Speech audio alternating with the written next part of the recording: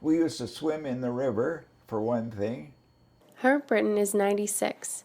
He's always been a mischievous jokester and has stories to prove it. The Assiniboine is dangerous. The bottom runs along like that, and then it drops straight down.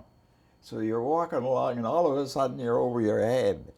But my next brother to me, Spencer, he said, if you go over your head, you can't swim, just stroke like that and head for shore, which I think saved my life a couple of times. I got to the shore, like he said, back in again. Even when Britton was doing chores and caring for his cows, he was still having fun. We didn't have any land, but we used to drive them up over the highways, and they just roam on the prairie. And usually they'd be streaking off home about milking time, but sometimes we have to go and get them, and they'd be away pretty near down here to Winnipeg sometimes. Yeah, with our bare feet across the prairie, get the cows home. And I used to try and get on their back and ride, but they will not let you stay on. No, they will not let you stay on. They'll shake you until you get off. Britton left the prairie grass for the battlefield of World War II. I didn't like to think about shooting people in my head or something, so I thought I'll join the Army Service Corps and drive a truck. That was what I thought.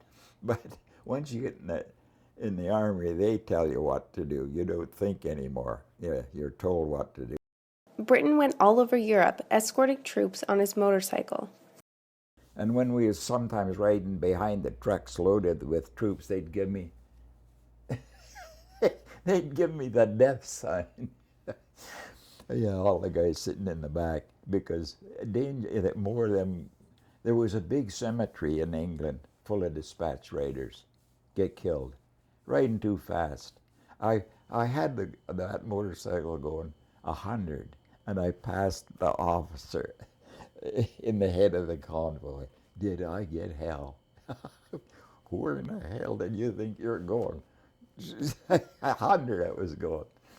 I did smash up one motorcycle, and that was what I was doing, was being a smart guy. I've seen these guys, they lay that motorcycle down and get going around and around, and I was doing that and just ripping around and around with it, laid right over, and I hit a root. Well, that just sent me flying into the bush.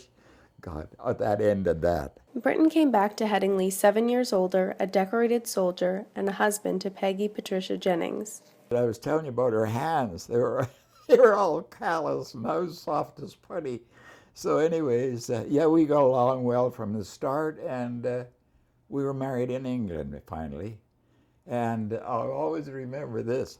We were married in the church, and we were up on the stage. There was a stage in this church hall, I guess it was, and the minister that was going to marry us didn't show up, and we're standing up there waiting and waiting, and about half an hour went by, and we were about ready to get down, and there were quite a few people too that we knew. She knew a lot of people, and along he comes, the minister, with about 3 pounds of sausages. See, in England, food was scarce, especially meat. And when he was coming to do the marrying, he seen these sausages for sale, and there was a lineup. But once he got in the lineup, he wanted to get them sausages, and they didn't even have paper to wrap them in, you know. And he had no newspaper with it, and apologized and told us the story. But we were really getting desperate. About 20 minutes we were standing waiting. But he was going to get his sausages. The couple moved to Headingley here in this house after the war, had 3 children, and in Britton's opinion, had a nice life together.